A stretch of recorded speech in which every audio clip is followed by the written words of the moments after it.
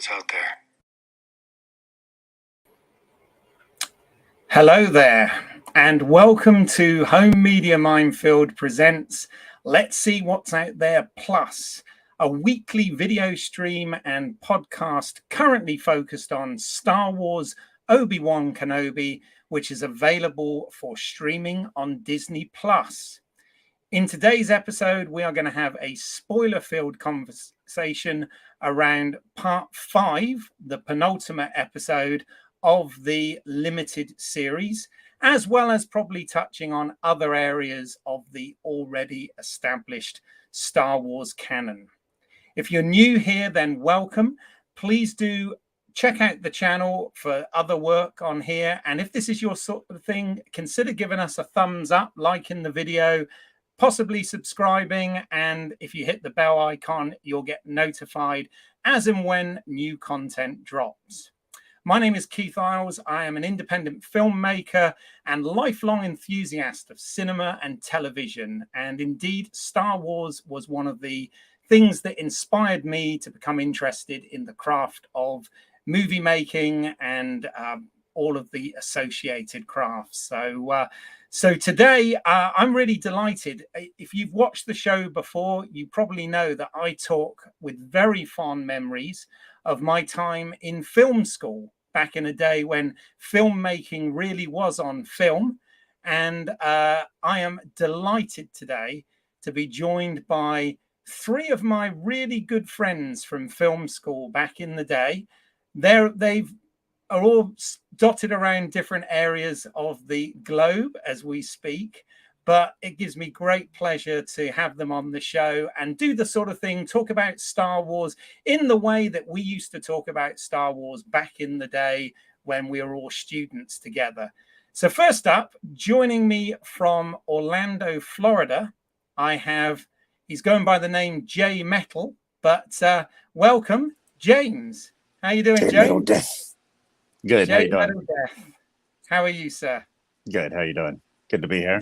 Very well, very well. Yes, you're looking good there, James. Let me ask you, is it as hot in Florida as it is in London at the moment? Probably hotter. Really? Yeah, it's like a steam bath out there. Yeah. Oh yeah. No, we've got record temperatures here in the UK at the moment, so it's very hot while I do this. Is that the official forecast? Very hot. It's the official forecast. It's All very right, cool. warm in the UK. Yes, indeed. Also, very swampy here. Swampy, yes. Well, also from your side of the swamp, also in Orlando, Florida, I am pleased to welcome Dan. How you doing? How you doing? Great to be here. Thanks for having me. Oh, great to see you, of course. Great to see you, J Metal. Okay. In fact, you guys have actually been on the podcast that I used to do, Movie Heaven, Movie Hell. So I have had you guys on the show before, but somebody I've never had on any of the shows yet, and it's a real pleasure, from San Jose in Costa Rica, Central America. Welcome, Rod. Hey, Rod. How you doing? Hey, guys. I'm good. It's great to see you guys again. I think we haven't seen each other in like 10 years at least. Exactly. So, I was trying to remember. Yeah, I was trying to remember the last time we were all together, and I think it was actually in 2005 when we were doing the film Popsy with Brian. That's correct. Yeah, That's crazy. I think that I think I've seen you all. I've seen you all sort of individually since on various trips and whatever abroad, but I don't think the 4 of us have been able to have a conversation together like this, and like Rod said, in over a decade. Well over a decade. Wow. Since almost 2 decades. Yeah, I was going to say since episode 3, Revenge of the Sith. That's how we What a measure different time, right? What a different time that was. It was a different time, yes, and That's true. I often think and I often wish that when we were at film school, I mean, obviously we're going to sound like complete old farts when I say this, but the internet wasn't what the internet is today, and it's dial-up still. Exactly. And unfortunately, we didn't have podcast platforms and platforms like YouTube and platforms to do this sort of thing. But I am certain, based on the conversations and sometimes arguments that we all used to have, that we would have done this sort of thing back in the day had the platforms and the technology existed. And it's great to be doing it now because we've come sort of full circle. When you think about it, we were at film school from 96 to 99, roughly that sort of time. And in that time, Star Wars had been something that we'd all grown up with, but there'd been sort of this dry spell of Star Wars until the early 90s when some of the expanded universe material came available. And I remember we all went to see the re-releases at the cinema of the Star Wars Special Edition trilogy, and then a couple of years later we went to see the Phantom Menace episode 1. So we've kind of, we're almost like sort of back on that road again, aren't we? Do you remember back then when we heard about the special editions? You would hear about it like in a magazine like Starlog or something like that, but there was no internet, so you weren't like you weren't seeing the steady drumbeat like you do now of what's coming out. So I remember when we talked about it, even it was like is it really happening? You're like, it's no way, it's a fantasy, like it's not really going to happen. And then it would pop out. It was amazing. It'd be once a month. Star Wars Insider would come out, and there'd be like a little bit of new information. What's his name? Rick McCallum or something. Yeah. We're in pre-production. It's like, oh, really? Is this real? Yeah. And I remember our reactions when we went to see Phantom Menace for the first time. We were all a little bit depressed, weren't we? It was the best. The best, of course, is Return of the Jedi. I went, ah! Oh yeah. Absolutely. That was because it was really the worst. Yeah, because the first two were okay. The first two were kind of okay, but it was Jedi that had the big major problems, Yeah. So we were like, what's going on here? But I just remember that Dan was subscribed to, what was the magazine, the movie magazine, famous? I forgot the name, like Entertainment Weekly, exactly. So you were like the guy who gave us all the news, the movie news, because you were subscribed to that magazine. And I remember you and I went to see A New Hope really early in the morning, remember? And there was nobody was there. You were like, what are we doing here so early? But then there was a huge line later on in the afternoon. I don't know. I tell you, I kind of miss those days where you would where you would go to the theater and you see a trailer, and it would be something brand new. It wouldn't be something a revelation on the internet or whatever. You would never have seen it before or heard of it even before the movies. No, it's exciting days. Absolutely. Sometimes the only reason we'd see a movie is to see the trailers. Yeah. Big time.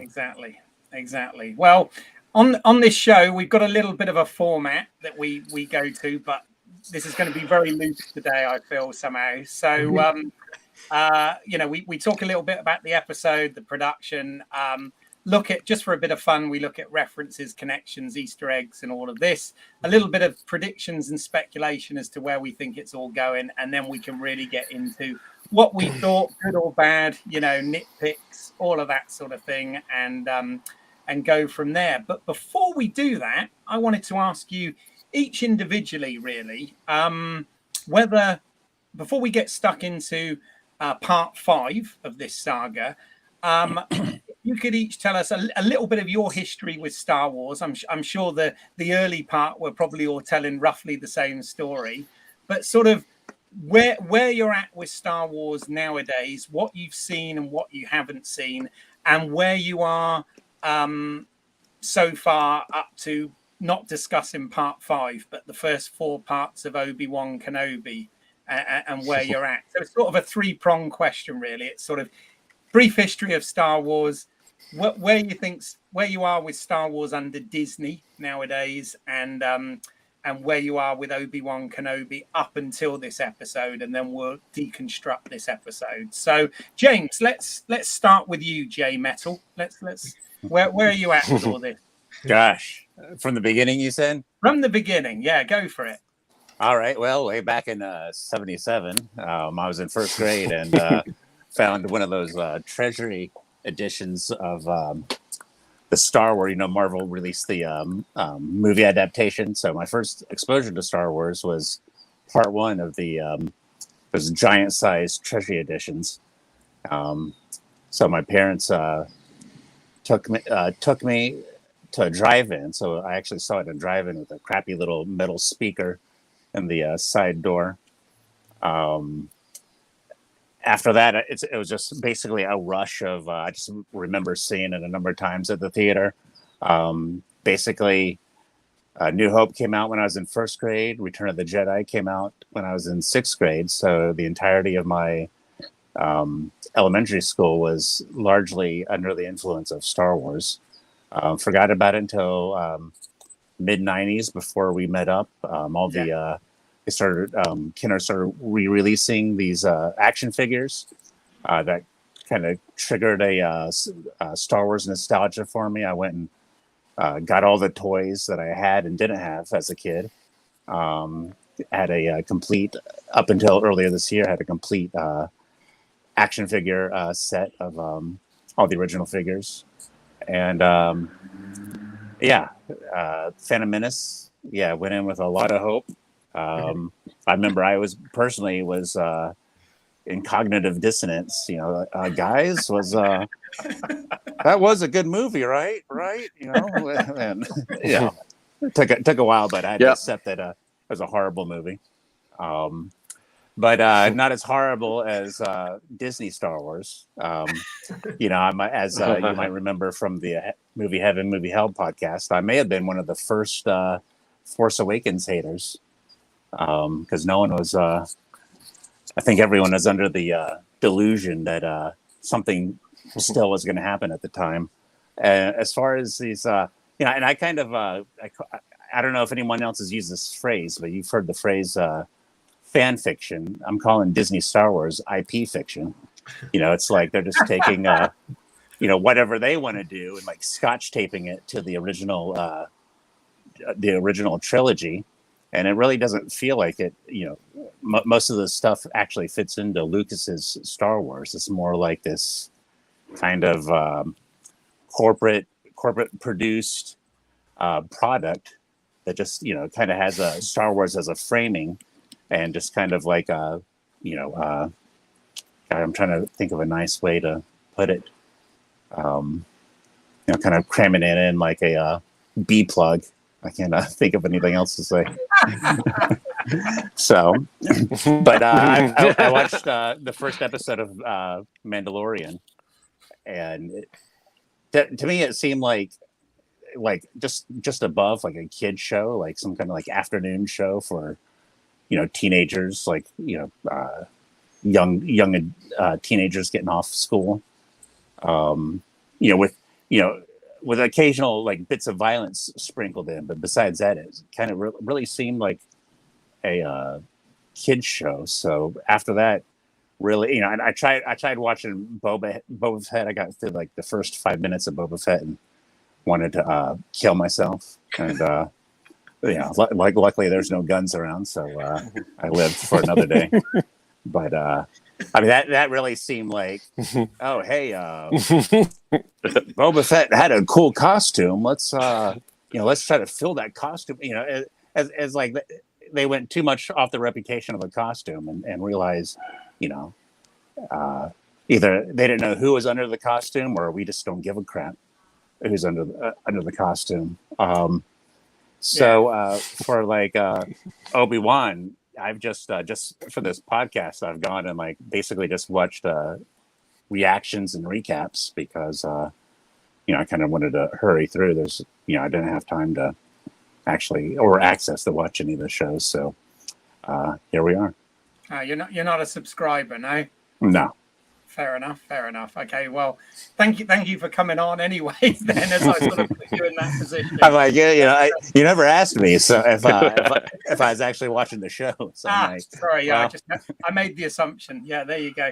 No, and I mean, your point about, it's interesting to hear your perspective, but I mean, the point about Boba Fett, I kind of, and I've said this on other podcasts before that I've been invited on, but I kind of feel that the problem with Boba Fett is they'd kind of already given what people expected in The Mandalorian, you know, with a different character. So it's like they felt like they had to do something different with Boba Fett. And of course, it wasn't Boba Fett in the end, or it didn't feel like it. But yeah, we'll get that. What about you, Rod? Where are you at these days? Presumably you've seen some of the new Star Wars, but can you do the same sort of thing and sort of tell us a little bit of your history with it in Costa Rica before moving to the States, and sort of where you are? I actually just want to say something before I say that. I'm going to say that James is actually a good guest, because I think out of the four, James was probably the one that loved Star Wars the most. You know, before all this Disney stuff and all what he just said. I mean, when I met James, he was really crazy about Star Wars, and he also had a lot of hope about The Force Awakens before The Force Awakens came out. I remember James was telling me, like, 1 month for The Force Awakens, 3 weeks for The Force Awakens. He was so into it, you know. And then 1 week before, I was like, I got a bad feeling about it. He kind of did a complete 180, so. Yeah, A New Hope became Old Disappointment. Yeah. That's what I'm saying. Well, maybe that's what we've all become. Who knows? You're actually a very interesting. You're a very interesting guest. Yeah, but well, firstly, I like you guys. I saw Star Wars in 1977. Yeah, I saw Star Wars in 1977, and it was, you know, amazing. You know, fantastic, everything. Then Empire Strikes Back, even better. And I actually went. In 1983, I loved Return of the Jedi. You know, now when I look at it again, I'm like, oh man, this wasn't as good as I remembered. But the thing is that it coincided with my childhood. You know, so when I became a teenager, the adolescence, I kind of forgot about it a little bit. I forgot about Star Wars, and I got into other things. You know, I got into rock and roll and other things. But when I started getting interested in film later on in the 90s. That's when I kind of like rediscovered it, and it was super cool. It was like the most amazing thing. And that's when I went to Orlando and I met you guys, and we were all so into Star Wars and so hopeful of Lucas making new projects and all that. And I'm one of the few people that really loved the Young Indiana Jones Chronicles, which came around at that time, and I thought the stories were great. So I thought the prequels were going to be fantastic. And I do remember that the first time we saw Phantom Menace, we were all saying like, yeah, you know, I think it was okay. Yeah, I think it was good. It was okay. It was the next day we went to see it again. That's when the floor gave in. You know, we were like, no, this is a piece of shit. But I think the first day we went to Denny's like at 2 a.m. and we were all saying, no, it was cool. You know, the race was great. You know, it had Qui-Gon Jinn was awesome, and you know, Obi-Wan was awesome. So we were still like finding like bits of hope. And then the next day we were like, no, this is a problem. You know, and then we went to Dan's house and we watched the trailers of the original trilogy. And we were like, oh my God, so much better, man. What happened? But yeah, man, I don't know. I think I actually Attack of the Clones and Revenge of the Sith I really hated. I mean, like I came out of the theater going like, this is horrendous, man. I think I watched them only once and that was it. Yeah, well, I watched them again maybe 10 years later or something. But now the thing that you guys know is that I'm a huge enthusiast in film music, and I think John Williams is the greatest composer ever. So that was the saving grace for me. That I still love the scores of almost everything John Williams has done. I actually love the score of Force Awakens. I think it's fantastic. And then when I saw Force Awakens, there's too many things I didn't like. You know, it was kind of a disappointment, but I still thought that the next two could save it. And then the Last Jedi to me was horrendous. Also, I saw that movie and I was like, I almost throw up, and it was like didn't like almost nothing. Not even the score. I mean, the score was great, but it had too many memorable things. And then the Rise of Skywalker was kind of similar. So I actually, when I saw Mandalorian, I was like, okay, that's interesting, because trying to the original ones, the music kind of threw me off because it sounded more like Blade Runner 2049. You know, it had like a Hans Zimmer type of sound, so that's disappointment, which is something that I really liked about the new Obi-Wan Kenobi series, that they went back to the John Williams sound, and I think that's fantastic. But yeah, but I don't know. Here's what I think about Star Wars. I think that A New Hope is perfect. Empire Strikes Back is perfect, and everything came like downhill after that. And I think that everything that's cool about Star Wars now is references to those two movies, man. And like James was saying, they keep trying to make you think about, that Star Wars is cool. But the reason I think Star Wars is cool is because of those two movies. That's it. There's nothing else in Star Wars. Those two movies. So they keep it to throw you back to the past. To, hey, remember A New Hope? Remember these guys that were in A New Hope? Remember these characters that were in Empire Strikes Back? So they're trying to create some kind of artificial coolness. You know what I mean? Trying to make you think about those two movies, because those two movies to me are cinema classics, man. They're unbelievable. They're perfect. I love that. In the last, I don't know, 5 years or so, I've been very removed. Okay. I love what you said there, actually, Rod, because that's... I think if you take those two away, Star Wars is not cool. Yeah. No, I think that's kind of interesting because, for all of us, I mean, from the age of 6 to 12, when that original trilogy came or thereabouts, those were really formative years. And I have to say, my favorite, like you, has always been New Hope and Empire Strikes Back. I've always had problems with Jedi. And of all the new stuff, my favorite thing, interestingly, has been Rogue One, which, sits right in there before Star Wars. So it is interesting what you're saying, and I think I agree. Whereas the things that connect to those two films, or let's be more generous than that, the things that connect to the original trilogy are the things that they seem to try and latch into, because the engagement on the other stuff has been, well, certainly for our generation, lacking from most people, I feel. Dan, I want to come to you because I want to hear the same things from you, but I've got the hunch that you might have a slightly different perspective on it. And before we do though, I just want to say, Rod, loving the Kubrick T-shirt, by the way. Sorry, I've got to mention that. That looks awesome.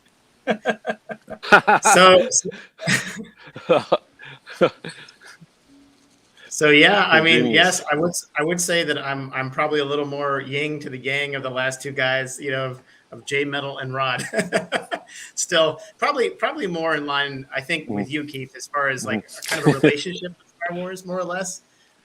It's for me. So I was 4 to 10, so 4 for Star Wars, and then or 4 for New Hope, and then 10 when Return of the Jedi came out.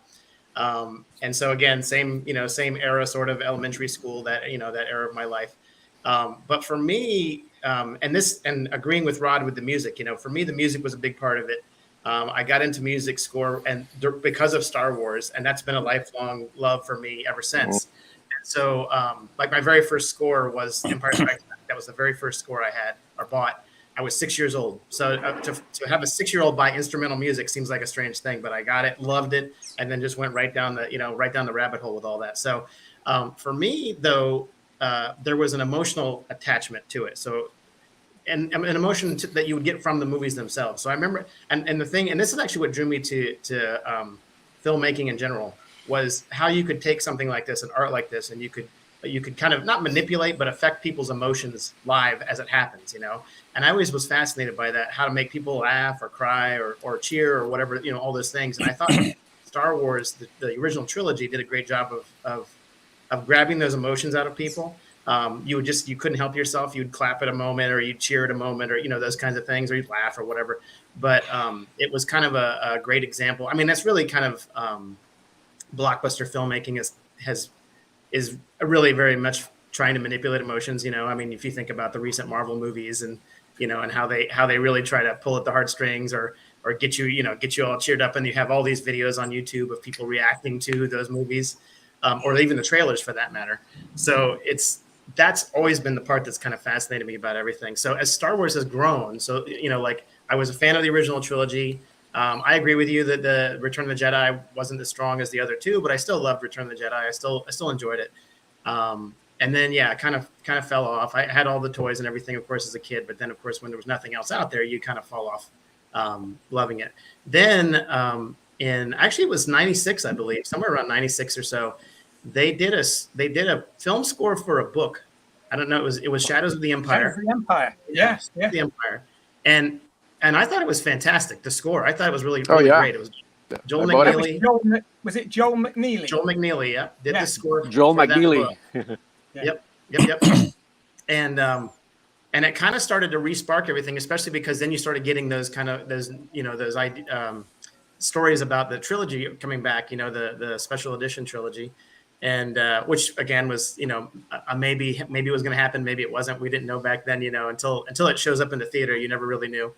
And then when they started coming back, of course, when the trilogy came back, the special editions, most of the changes, like the special effects changes, were all great. But even, I think we all talked about that quite a bit, about the actual story changes. Han shooting first, and or Greedo shooting first, and then some of like the Jabba's palace and Luke yelling when he fell down. Yeah, exactly. Things like that we were like, I wouldn't have done that. There was no reason to do those things. They were unnecessary. And then, of course, when the new trilogy came out, and this is something interesting. I was sitting next to James when we watched the Phantom Menace that night, and when Star Wars came on, James let out this like guttural roar, like a gah, like that kind of thing. And his sound was how I felt. I mean, I really felt that way. Like, this is amazing. We're going to see new Star Wars here in a minute. As soon as the crawl scrolls, and it was almost immediately. I mean, I told you that as soon as those two-headed guys showed up, like magical. I was like, that's gotta hurt. As soon as he said that, I was like, this is not the Star Wars that I remember as a kid. And all the, I mean, we the four of us talked about those movies at length. I mean, gosh, I can't even say days, months. I don't even know. Like, if you put it all together, it was a very long time, especially James and I. I mean, James and I talked at length about all those movies for years. And it was more of, I think it went back to kind of a disappointment. It wasn't so much, I mean, the movie, because there are people who love those movies now. There's a guy that I work with who said Phantom Menace is his favorite Star Wars movie, Phantom Menace. And when he said that, but he was a kid. He was probably 6 or whatever when he saw it. He exactly was. He was a kid when that movie came out, and so, I don't want to take that away from him, but when he says it, of course, I'm like, how dare you? But there's a whole other generation that actually was a fan of those movies. And it feels like it's still attaching to people in the same way. Now, with the new movies, with the Disney versions of the movies, there is definitely that. We're just trying to, like James said, we're kind of trying to call back to the old movies as much as we can to kind of remind you of what you used to love. And sometimes it works, sometimes it doesn't work, like with Phantom Menace or with Force Awakens. Again, James and I saw that opening day and came out as soon as the emotion I had when we came out of that was they missed it. They were so close and they missed it. I just felt like, gosh, what a missed opportunity. You had this. Yeah, we actually made a callback to Phantom Menace. Is like, okay, do we like this or do we not like it? Wanting to like it, but knowing from our Phantom Menace experience, like, I don't think like it might get a little better on a second or third viewing, but not much. Now, I'm going to go way off the rails here for the second one. So Last Jedi, I actually really liked Last Jedi. I know that's controversial because a lot of people hate Last Jedi. But I will say that the thing that I liked about it was it had one of those moments. It had, to me, a very Star Wars moment, and that was that whole scene around when the when they do the hold-on maneuver, that whole flying through the flight speed through the Star Destroyers, and every time, like, I saw that, the audience gasped, and then there was a definite like a hush in the theater, and then you could hear somebody go, "Whoa!" like that kind of thing, because it was totally silent for a second. But there was a certain emotional aspect between it was that scene combined with the thing that was going on with Rey and Kylo, because in that moment with the Rey and Kylo scene when they killed Snoke, at that moment, you didn't know what was going to happen. Like from that point on, you were like, I don't know what's going to happen here now. That wasn't supposed to happen. So the problem is, nor did they. Yeah, exactly. So, but that's the only time in this trilogy you felt that way. Then, and of course, Rise of Skywalker, they retconned the whole thing and decided to say that whole thing was garbage. Let's just move past that. And here's people you love, and here's the stuff we're going to tape it. We're going to Scotch tape it to the stuff you love. Here's Palpatine, and here's all these. Here's Lando and all these things. So it just that's the biggest thing is with the newer ones. It's more of a disappointment of how close or how much they have right and how much they miss, and how much they really could have gotten. And that's where the shows, I believe, I feel like the shows are getting a better balance of that, but I do agree with James. Hey, someone needs to pipe down. What's going on over there? Yeah, where's that? It's not here. I don't know where that is. Yeah. Not here, but no. Oh, okay. They heard me. With the shows though, they're doing it, and maybe it's just because it's television and you don't have the same level of expectation, but the nostalgia versus new storytelling versus connection to the trilogies and such, I think is a better balance in the shows. If that makes any sense, I think they've done a little bit better with that. But I do agree that the quality of some of the acting, like it's a little uneven here and there, and then some of the storytelling, I think probably they go a little bit smaller than it seems like they're going to go. Whereas I feel like, and that again may be the medium, television. It just may not be that they don't have the budget for it. But again, this, going back to the music that Rod was talking about with the, on the shows, I do agree with it. I like hearing them in the current show in Obi-Wan. I like hearing the more John Williams wrote the theme, but then I also like hearing that they kind of went back to that style. I actually didn't mind the other style. It was very strange the first time, but I got used to it and I thought it was fine. And I thought, why not? Let's, branch out a little bit, but I do think Star Wars is that, that kind of classic style. So I think that really works better in this one. Yeah, no, absolutely. Again, I found what you said interesting there because you're absolutely right. For us, Star Wars was a first in lots of things because likewise, it was the first movie soundtrack I ever bought. Splinter of the Mind's Eye was the first book I ever read. The Star Wars action figures were amongst the first toys I ever had. Carrie Fisher, when I was a teenager, was probably my first crush. All of these sort of things. So your first something we can't. Yeah, well, so there's definitely that there. But I think the problem with the sequel trilogy was, it was good, as you pointed out, that they subverted some expectation by doing things that we didn't expect in the second chapter and whatever. However, because there was no sort of cohesion, that by the time you got to Rise of Skywalker, it just felt like a hot mess full of happenstance and coincidence and all of that sort of thing. And the other thing that was really sad is that we never got Han, Luke, Leia, and Lando together in a and obviously life happened as well. We sadly lost Carrie Fisher, and that's obviously was horrible, and nobody could do anything about that, of course. And I do think the way they handled that was as respectful as they could do, under those circumstances. But you're right. And then the shows since have harkened back. So let me ask, based on what you said there, Dan, I want to ask you all this. So Kathleen Kennedy's sort of gone on record in a recent Variety interview saying that, the future of Star Wars is in streaming, is in television, in streaming shows and whatever. And we all know that Obi-Wan Kenobi for a long time was going to be a movie before they decided to do a mini series with it. How do you guys feel about that? I mean, would you rather that we got, I was saying to someone the other day, what you have to remember is we used to get a movie every 3 years. Yeah. Now, I mean, we're spoiled, and we're so entitled about it. We're spoiled. We get constant shows. I mean, they haven't ended. One show ends and then you get another one. We were having a movie every year at one point.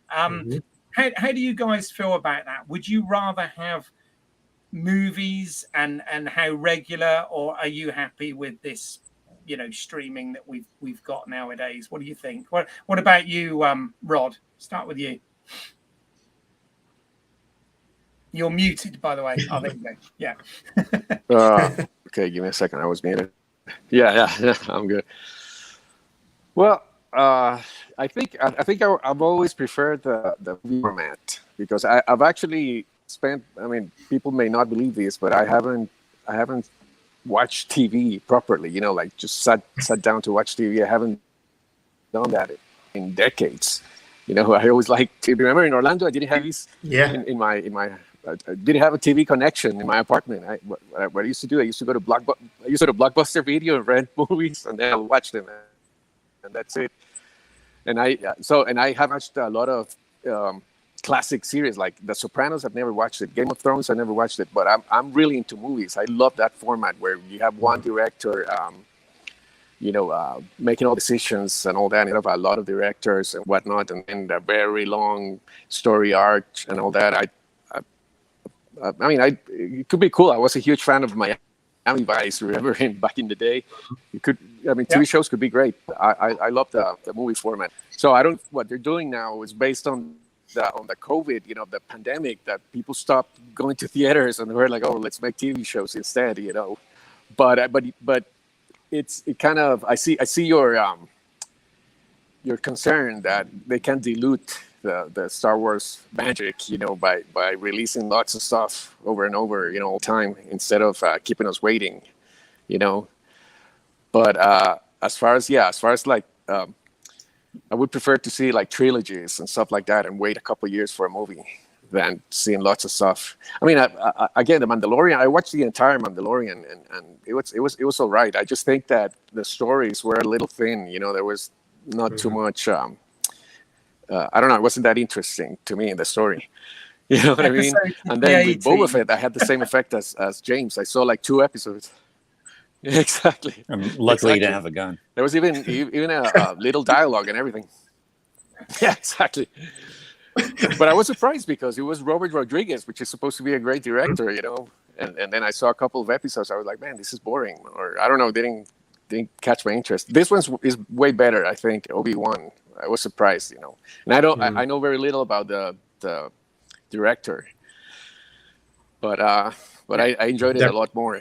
But of course, it had all that connection with the early movies. Mm-hmm. Cool. What about you, James? So, I guess. I think it's oversaturated, but that's what they're gonna do. They needed content for Disney Plus, and I just say it sure was an amazing coincidence that Disney Plus, was up and running with one show right when they needed it at the beginning of COVID. But hey, yeah, So I think they're just trying to send people to Disney Plus. I don't know if Star Wars could work these days, like the way like I said in my opening statement. Just 3 movies got me through the entirety of elementary school. So I don't know if you could still have that, these days. Back then, the Beatles were putting out 2 albums a year, and these days, you're lucky if a band puts 1 album out every 5 years.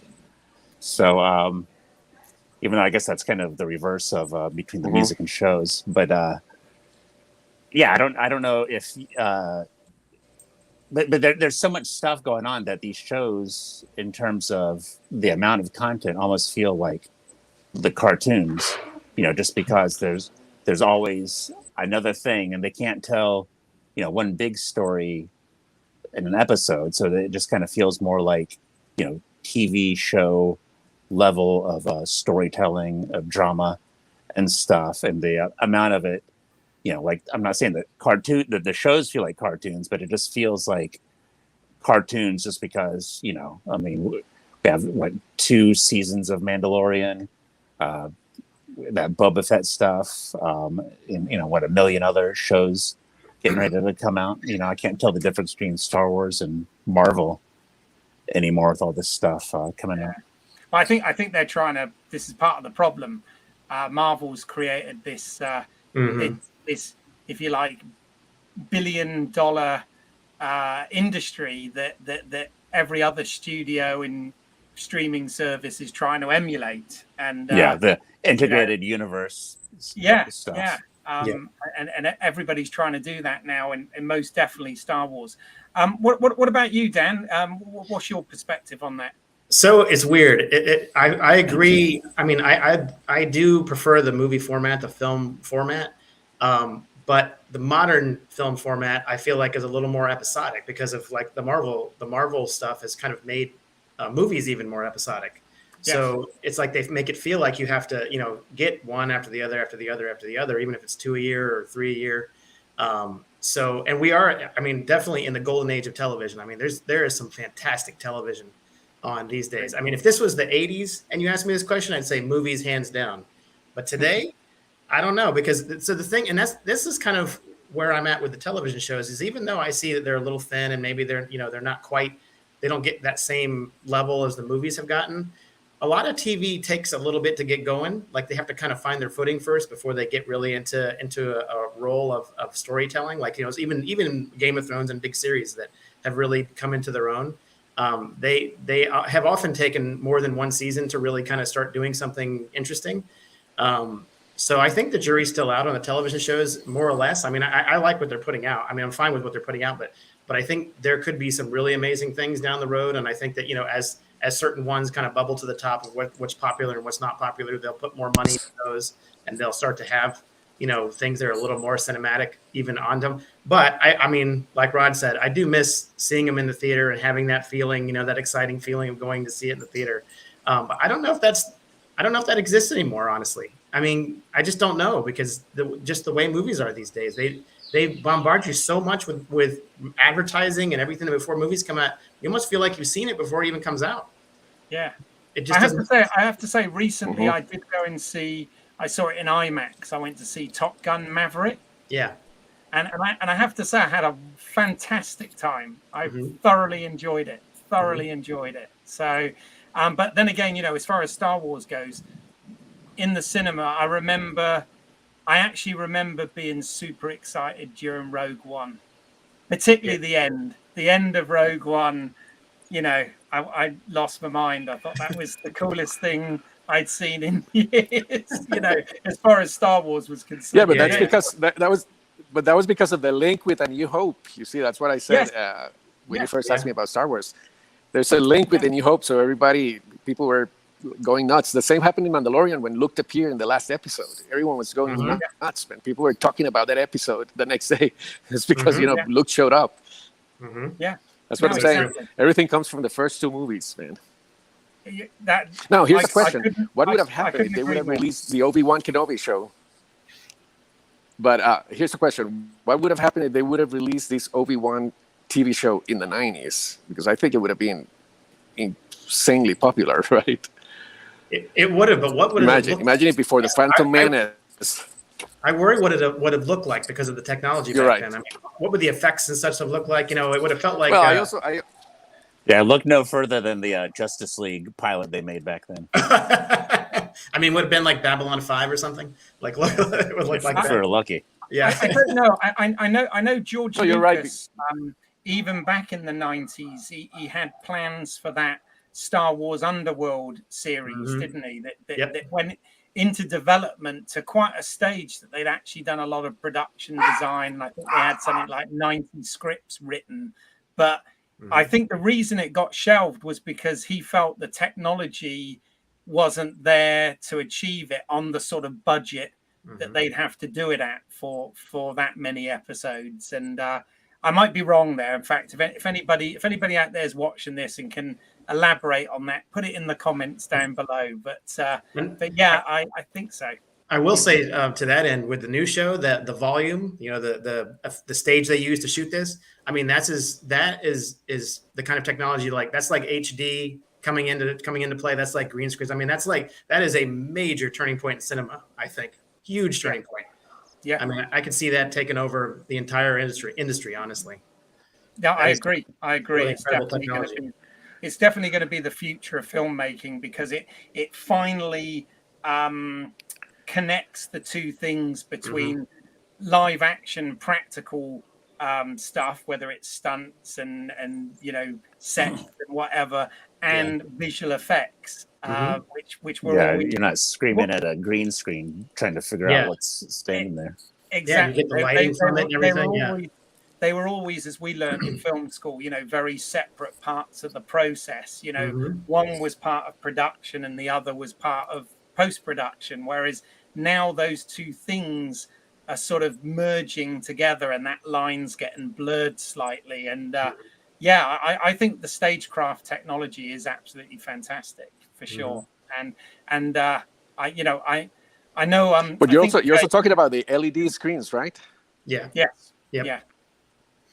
Yeah. Very. Okay. Very, I mean, just even for practical movies that aren't science fiction. I mean, if you think of like a scene by a fireplace at dusk, you can shoot that all day in that thing and not have to keep going back each day at dusk. I mean, the money you save and the production time you save doing something like that with a stage like that is incredible.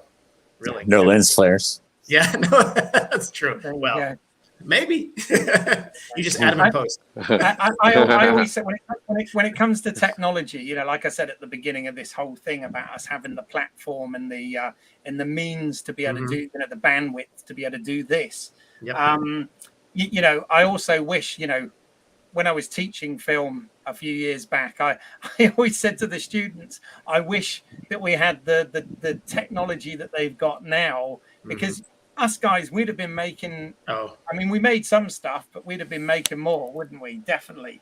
Well, I think in my case, I would just started wasting my time even earlier.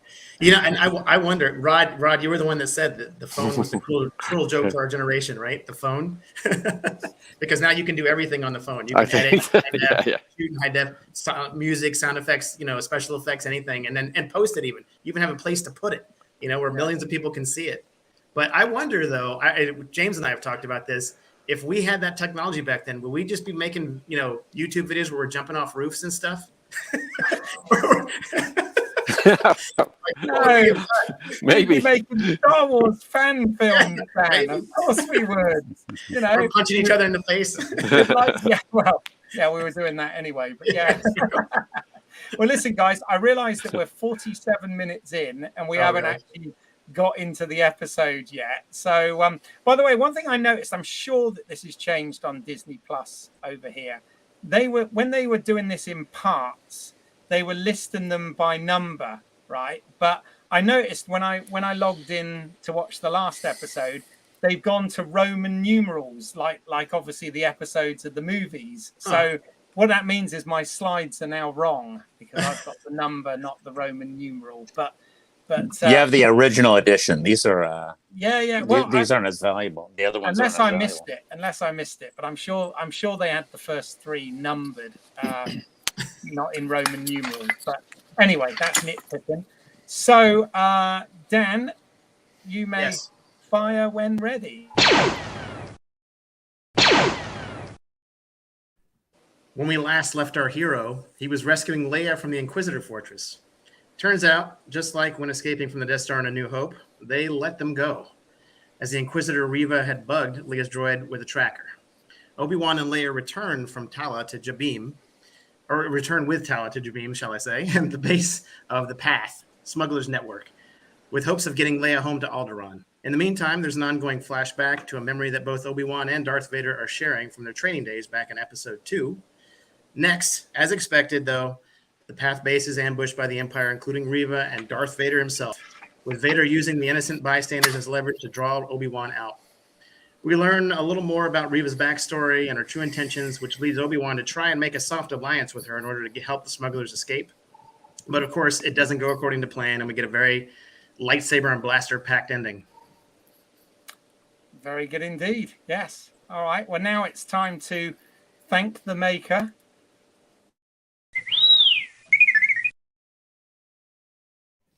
All right, so this episode, as all of them have been, is directed by Deborah Chow and co-written by Joe B. Harold, who's also the showrunner. But this particular episode was co-written by Andrew Stanton. Now, Andrew's previous credits, they're mainly in animation, to be honest. he's done a lot of work, with Disney animated storybook of Toy Story, Mighty Mouse: The New Adventures, Buzz Lightyear. He worked on the screenplays for Monsters Inc., Finding Nemo, Wall-E, Toy Story 2, and in terms of live action, John Carter. So he's been very much in the Disney camp before getting involved in the writer's room on Obi-Wan Kenobi. So, and then this series, in terms of the way it's been shot and lit, has been done by cinematographer Chung Hoon Chung.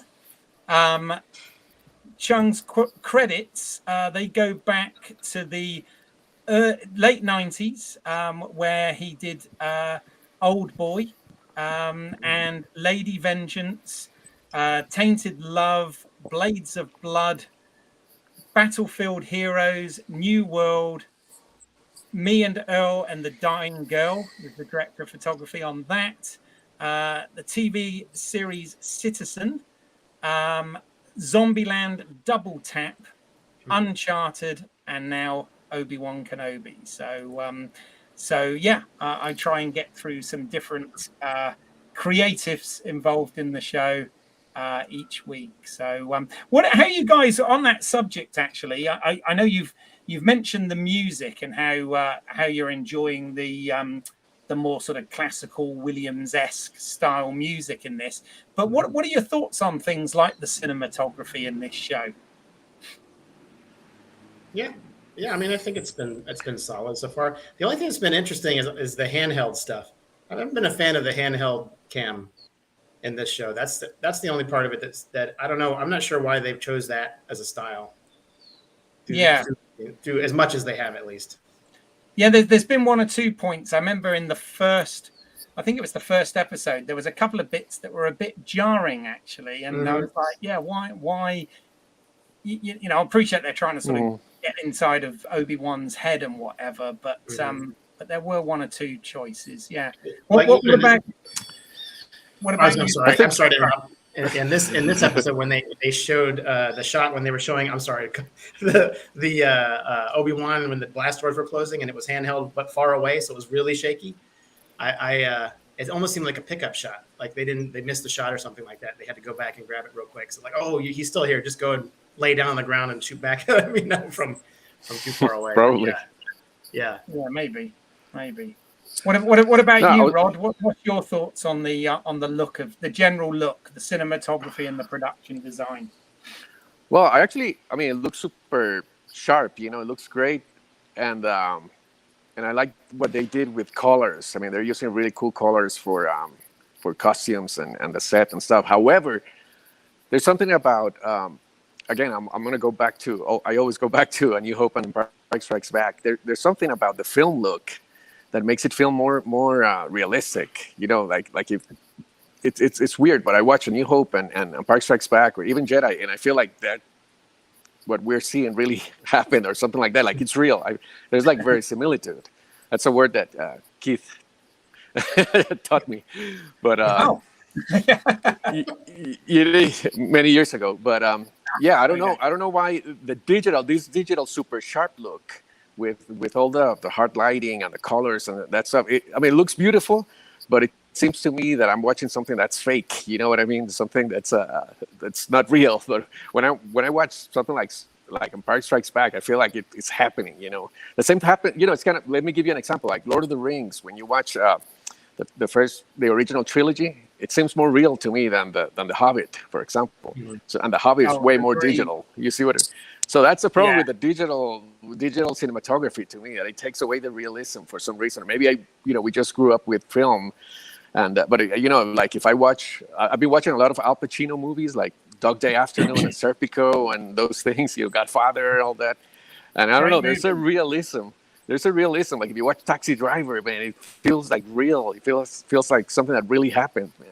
But now with all this beautiful glossy look, it loses realism. That's the only problem that I have. But they do a beautiful job with cinematography, lighting, and costumes and everything. But that's a big problem for me. I feel like I'm watching something. It goes into like video game territory. Like I watched the trailer for the new Avatar movie, and I was like, this is a video game, man. This is not a movie. To me, it looked like a video game. I was actually disappointed by that trailer because of that. Because everything was, me too. Looks fake. You know what a big Cameron fan I am, right, from film school. But yeah, me too. I was also disappointed by that trailer. And it's funny. It's something. But sorry. No, I was going to say, compare that to something like The Northman, for example, where they go on location, they shoot everything there, and they get all full of dirt and all that stuff. That's real filmmaking to me, Yeah. No. I think you make a good point. I mean, your Hobbit, Lord of the Rings one is very a very good point, because obviously with Hobbit they tried to do that high frame rate stuff, and it just for me that just, I mean, the Hobbit didn't work anyway, but that added to it as well for me. When you look when you pay attention to the look, just focusing on the look, not the story or anything like that. You look at the cinematography of the original Lord of the Rings, and then you compare it to the Hobbit. Just because it's digital, I guess, it feels so less realistic. The Hobbit feels less realistic, less real. Like, okay, it's kind of a video game. It's kind of a fantasy. This is not real. But the original trilogy, like, oh my God, this is like a history documentary. It's amazing.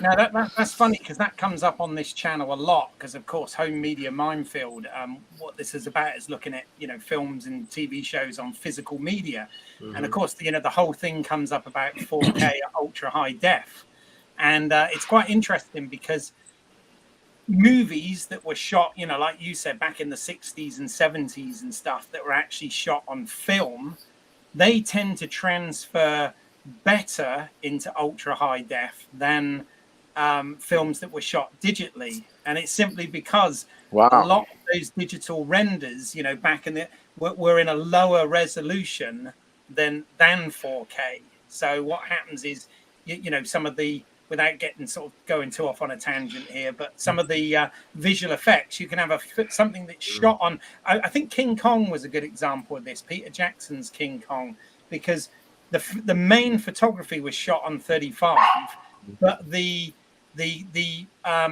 motion capture Kong stuff and the visual effects were done in at the time 2K, right? So when you kind of then upscale that to 4K, you get a little bit more of a disconnect between the film elements and the digital elements, and it's quite uncanny, and it's weird actually, but that's a whole nother discussion. But I like that you brought that up. What about you, James? Have you got any feelings about the overall look of this? The world. Do you feel like you're in the right era of Star Wars when you watch it? Well, I mean, I don't have any complaints. I mean, it does, this digital cinema is starting to have a look I think we're starting to recognize. So there is that aspect, it's starting to feel more to like cinematic video versus film. A couple of things that did kind of annoy me, and I mean, there's a cinematic aspect of this, but like when those villains were like, I know it's not episode 5, but when those villains are chasing young Leia around, and they're using like wide shots, it looks so to try to make it look like more extreme, and these edits and stuff, and it's like, that's that's not working. It's funny, that so didn't work. I mean, that reminded me of like chasing around my kids when they were little, like, and you like trip over the couch and stuff. But somebody said that they actually shot that in the volume, so that would make sense, because they didn't have the space to really run full out. But that's the only thing, because the editing on those chases are, it's like, I'm gonna get you. It looks super naff. It looks super naff. It's one of the things I brought up as having a problem with when we discussed that episode. The other thing that I didn't say on this show, but I've said on another show that I got invited on, that really bothered me from a logic point of view, is I think it was in the 3rd episode when they had the checkpoint with the laser fence. Okay, which made sense in terms of vehicles and stuff and being a checkpoint for vehicles. But basically, after Ben had sort of destroyed the probe droid and you know was making a run for it, they sort of had to disable the fence, and I was like, well, that's a bit daft because you could just walk around it either side. So what was that about? You know, a few things like that have felt a bit clunky along the way, but McClunky. McClunky, yes, indeed. Oh, let's not go there, but yeah. All right. Well, I don't know about you guys, but I'm ready for a drink. So time for some Bantha milk, blue.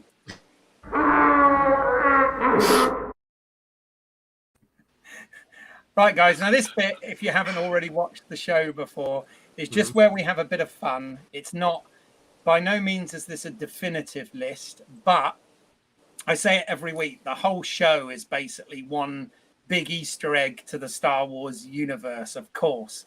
But I just wondered whether there are any specific Easter eggs, references, or connections that you spotted in this episode, and we can talk about them. So I always like to let the guests go first. I've got a few pictures and things that I've pulled out, but yeah, who wants to kick it off? I don't mind.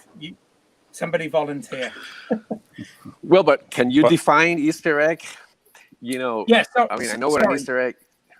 Yeah, I mean something that is blatantly a reference to previous Star Wars properties, like a prop. It can be, or a line of dialogue that's common across Star Wars, or something like that. Something that's a blatant reference. As I said, it's just a bit of fun. So, well, maybe Dan has an answer. Yeah, I mean, it's funny because I watched some of those YouTube videos where they go through and they talk about Easter eggs. Oh, yeah, some of them are great. So I've seen it, but this particular episode, all the Easter eggs they talked about were really deep cuts, like legends, book character names that were scrawled on the wall, and I forget some of the other symbols and things like that, and they even went as deep as trying to figure out if the lightsabers that were in that case were anybody's lightsabers, but apparently they didn't match up with anybody's lightsabers exactly. Right. So. Yeah. I mean, there are shows out there like sort of like New Rock Stars and Screen Crush and whatever. In fact, Ryan's been on one of these shows before, Ryan Airy. But those guys, I mean, they go as far as actually translating the Arabic letters into English and then finding it and then seeing if it connects to expanded canon or legends or whatever. So yeah. I'm talking about things that are more blatant, but I don't know. I mean, you guys got anything, James? Well, I will just, in terms of the name of the segment, I'll have to say the blue bantha milk tastes horrible. It tastes like a chalky soy milk. Well, have you been to Galaxy's Edge and had it? Yeah, me too. Yeah, I went there and I thought I've got to have blue milk, otherwise, which wasn't milk at all. It was actually a really sweet drink, right? Yeah. Kind of like an ice drink or something. Wait a second, you went to a Galaxy's Edge and you didn't hit us up? What's up with that? No, I did. It was when I was out. No, I was in LA, not in Florida. Sorry, because you've got it in Florida as well. Yeah. Sorry, no, it was when I went to Los Angeles. But I guess that would be another conversation, right? There would be another conversation because Dan and Jay Meadow are experts in theme parks, since they've been working in theme parks for decades. You know what? Maybe we can do that as a special at some point. We can all get together again and do a theme parks episode or something. Because that's media, But anyway, okay. Here's some Easter eggs that I sort of, if you like, looked at. So that obviously we get Coruscant, which we haven't seen, well, we saw it at night in the flashback at the beginning of this whole series. But I predicted last week that the fact that they've got Hayden Christensen, Ewan McGregor in this, and that they've used de-aging technology in the past, would they do that? And they did in this episode. So we get, this is sometime around the Attack of the Clones episode 2 timeline, because, Ewan has got the Obi-Wan mullet, and Hayden has got the Anakin, the Padawan braids and short hair and all of that sort of stuff. He has the Anakin arm also. Yes, and all that sort of thing. And also something that I find very noticeable in this episode, actually, obviously in all the previous films, the lights, apart from the sequel trilogy, but all of the other films, they used to obviously rotoscope the color of the lightsaber blades in later, right? But now they've got actual sort of practical lights that they use. And it was very apparent both with these guys and later with Vader, how you could actually see that reflecting on their faces, which is a sort of effect that you didn't really get in the earlier stuff. Do you know what I mean? Yep. Because that was because obviously it's a practical thing now.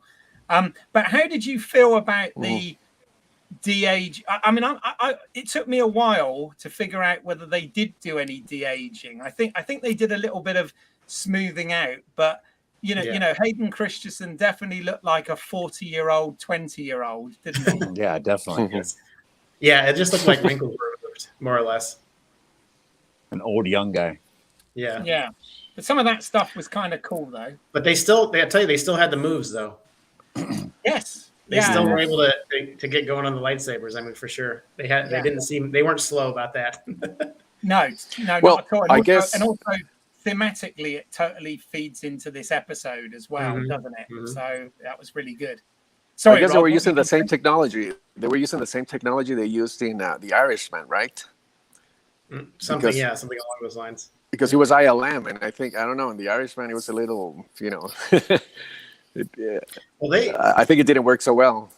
Well, shall I tell you what the thing? Here's the thing with The Irishman. What I thought when I watched it is we are so used to Robert De Niro having brown eyes, and the fact that character that he played, was blue-eyed, and that they changed his eyes. That was the thing that I thought made it seem weird.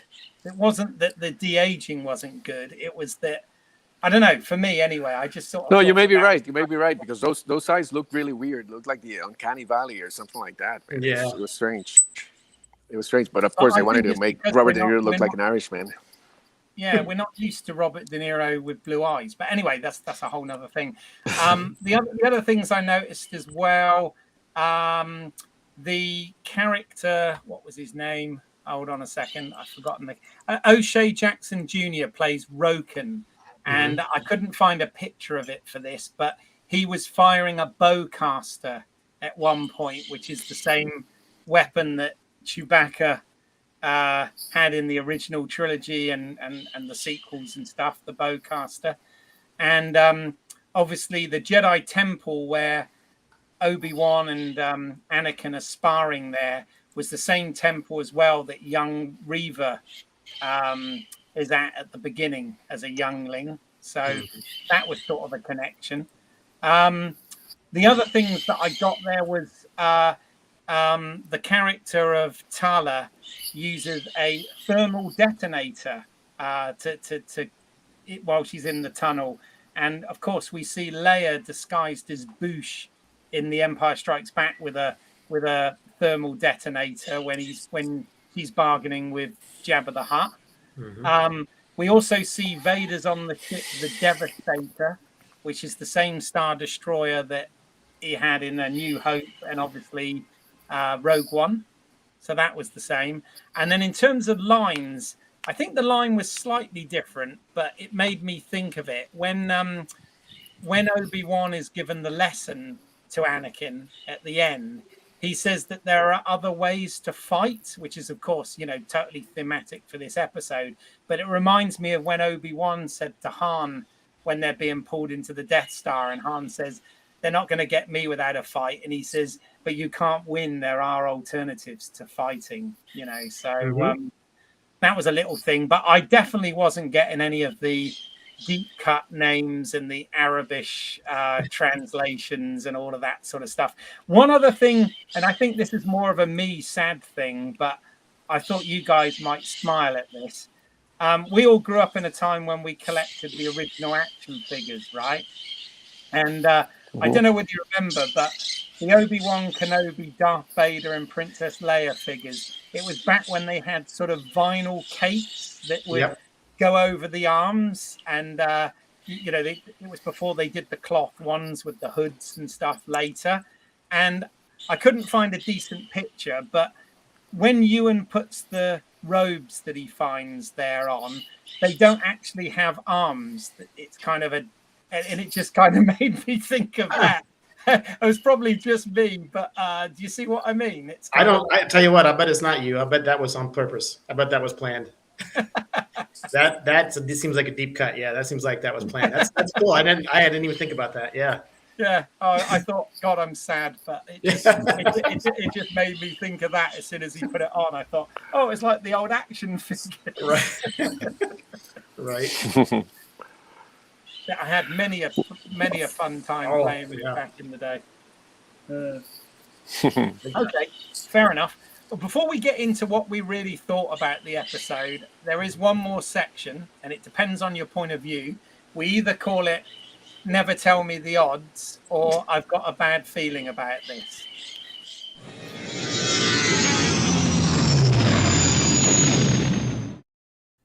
Okay, and this is where we talk about, we've only got one more episode to go, or one more part to go of this next week. No idea how long it's going to be, whether it's going to be 30 minutes, an hour and a half, who knows? We've got to conclude this story, I guess, unless we get another season. But I just wondered, do you guys have any predictions as to what you think might happen, apart from the obvious? But have you got any predictions that you want to bring up? Speculation? I mean, I don't necessarily have predictions, but I have concerns for storytelling things that I think needs to be wrapped up in this next episode. As in, how does Princess Leia not know who Ben is, or doesn't really have that, remember we went on that adventure when I was a kid? Instead of saying, exactly, I was going to say that. Yeah. We'll get to that when we get into a certain point of view. But okay. But yeah, for now, just it's just a bit of fun. Any speculation? James? Oh no, just more digging into the well of Star Wars and seeing how much more value they can extract before they completely suck out all the life and turn it into a dry, dusty husk. Don't hold back, James. Don't hold back. Oh, well, if you really want to know. No, that's cool. Rod? Anything? Well, I don't think I have any predictions, but I was wondering something similar to what Dan said, which is that how is he going to end, and how is that going to relate to A New Hope? Because I was actually a little shocked when I saw Obi-Wan fighting with Vader, having that massive fight in one of the previous episodes, where I was like, oh, wait a second, and A New Hope, you get this feeling that they haven't seen each other since the first fight. When we last met, I was the student, now I'm the master. Well, exactly. Yeah, exactly. He seemed like the master in that fight. Yeah. Yeah. So he's gonna have to do worse. He's gonna have to become the student again. Yeah. Well, we'll get into that, because this episode might have tried to. I'm not saying it's done it successfully. Fix it. But before we do, so speculation-wise, I'm wondering whether we're going to get more flashbacks, and whether it might be in the sort of Clone Wars, Revenge of the Sith era with Obi-Wan and Anakin looking like they did in that. I'm just wondering whether we're going to get that. I've been saying every week that I think we're going to at least hear Liam Neeson as a Force ghost before the end of this, because as we know, cool. Obi-Wan's been trying to reach out and he's been unsuccessful, but we're seeing him get stronger in the Force with each episode. And obviously this was what Yoda told him to try and do at the end of Revenge of the Sith.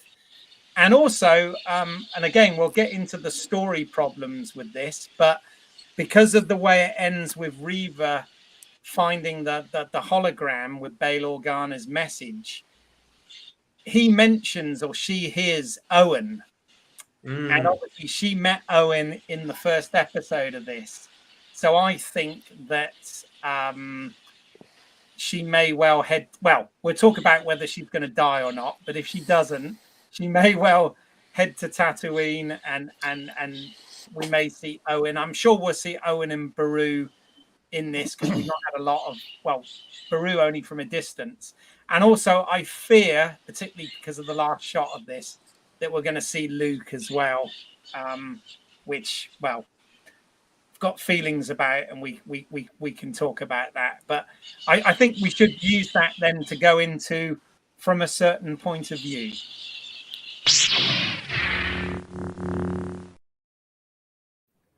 Okay, so this is nitpicks, problems, successes, whatever, feelings about this episode, this series, bad feelings, good feelings.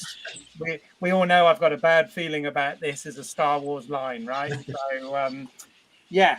Again, I know I talk a lot and I've got thoughts, but I would rather lead with you guys. So whoever, I'm not going to pick on anyone, you know, if one of you wants to start, and everybody will get their say. So, well, I've really become I've really come to dislike flashback scenes over the last few years, and right. This really just seemed kind of crowbarred in so they could, you know, like tie it to some piece of the current story. You know, like it would have been something like if they were actually pull like footage from the original movie and tie it, you know, maybe. But I mean, that just seemed like really force fed. You know, like, oh, you know, they want to, you know, see this midi-chlorian fed down our threat, like, hey, let's bring back some of that nostalgia the fans seem to like so much, you know.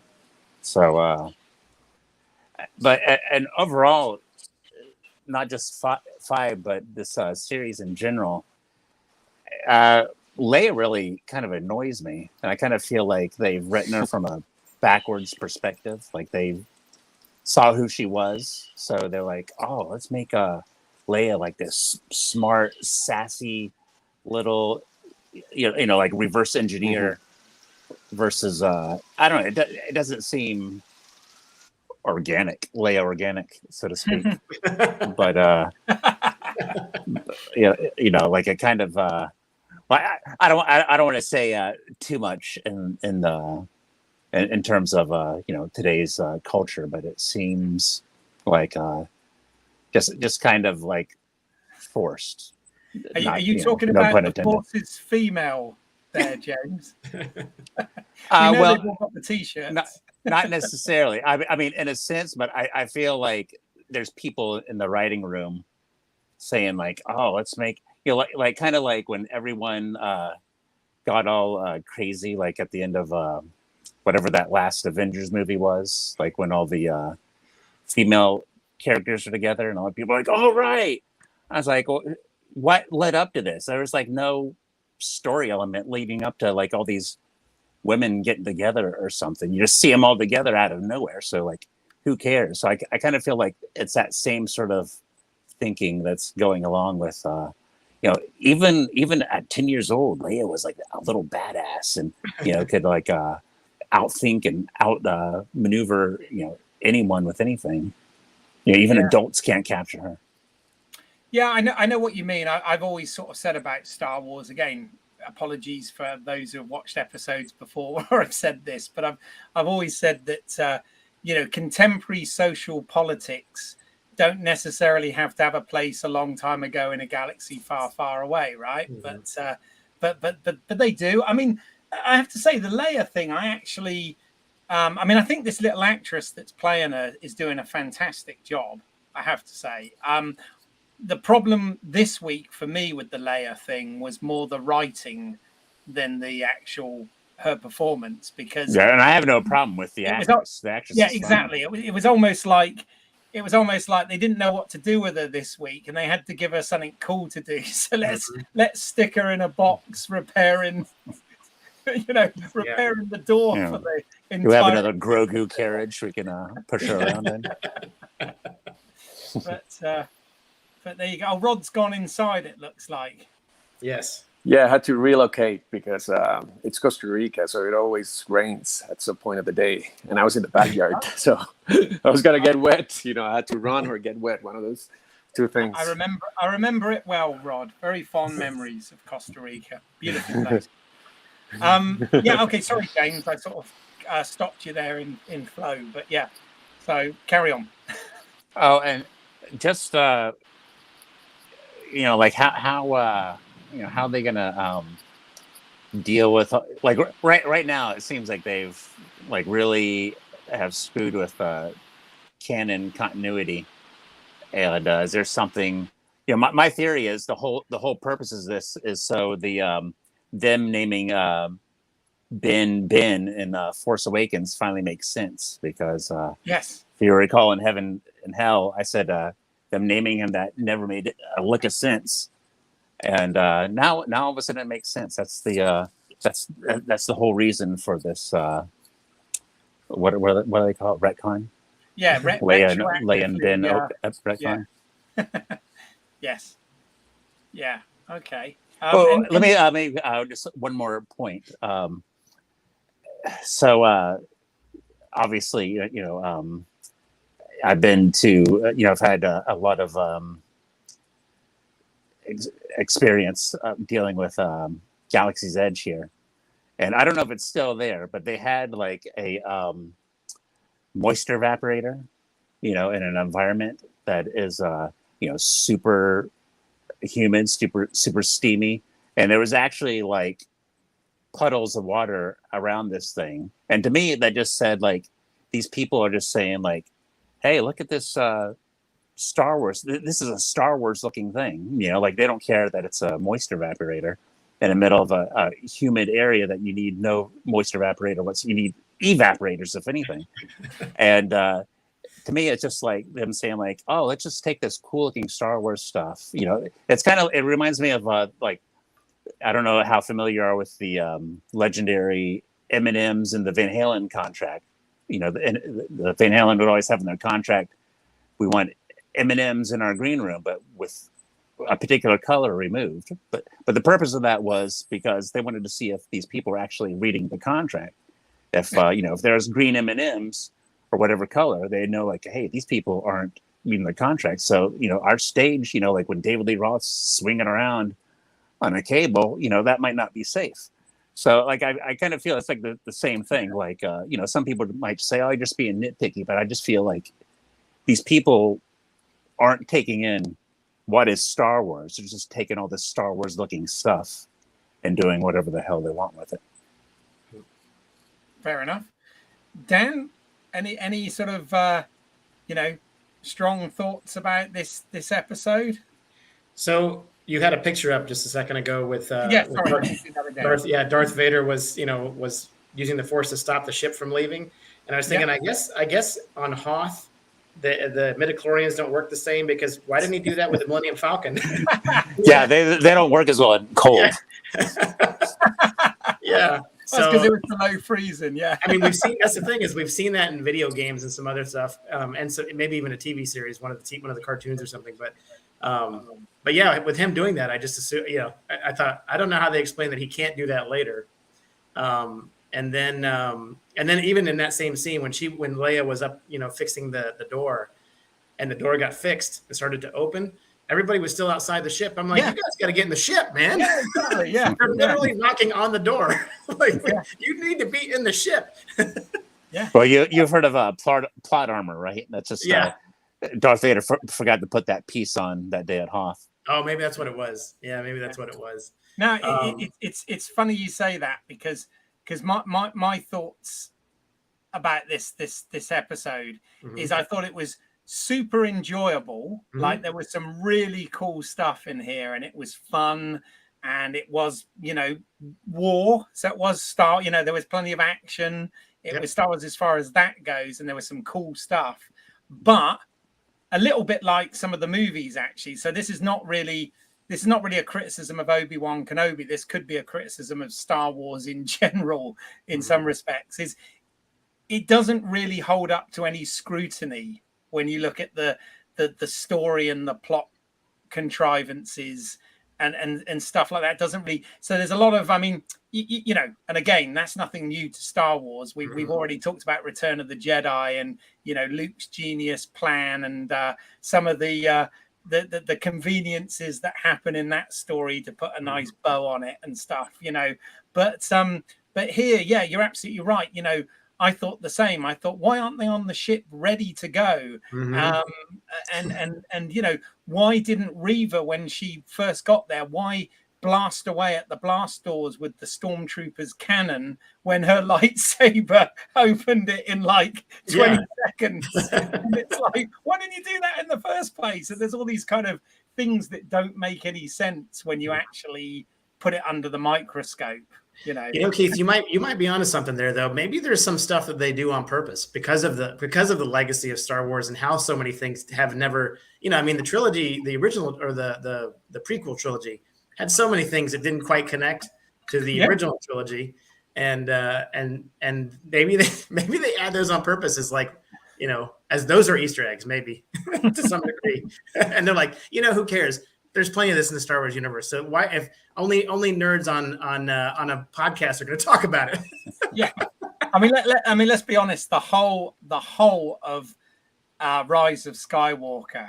I mean, if you try to put any scrutiny on the logic in that film, it's just like what, you know. So, but yeah, there was. But I sort of still thought that the episode was actually massively enjoyable despite those things. But what about you, Rod? Have you got any sort of nitpicks with this?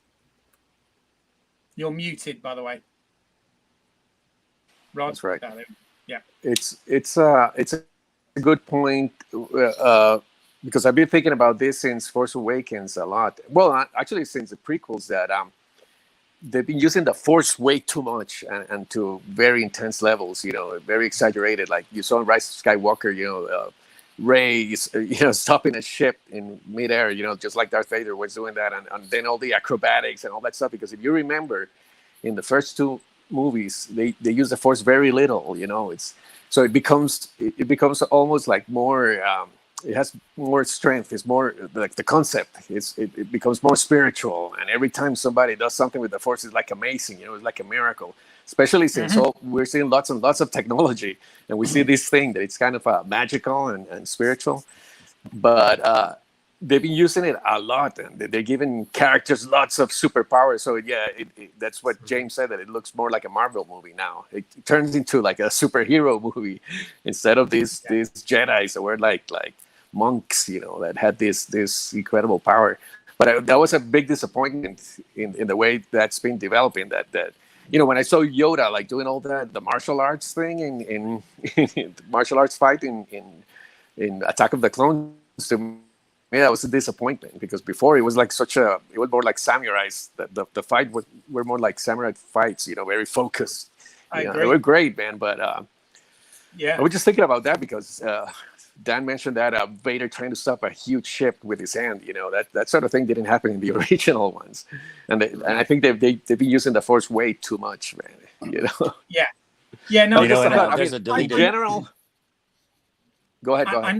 No, I was just gonna say I agree with what you're saying there. I mean, one of the things I do, I hear a lot of, and I've been on streams and stuff where there's a lot of if you like, haters of the new showrunners and creatives and whatever for Star Wars, and you know, they say, oh, you know, they ruined this, and George Lucas and all this, and I get that, but likewise, as you've pointed out there, Rod, correctly, is, you know, some of these things started happening in the prequels, right? So, which were all George. I mean, they were more George almost than the original trilogy, because he solely wrote them and directed them, you know, whereas there were collaborations in the original trilogy.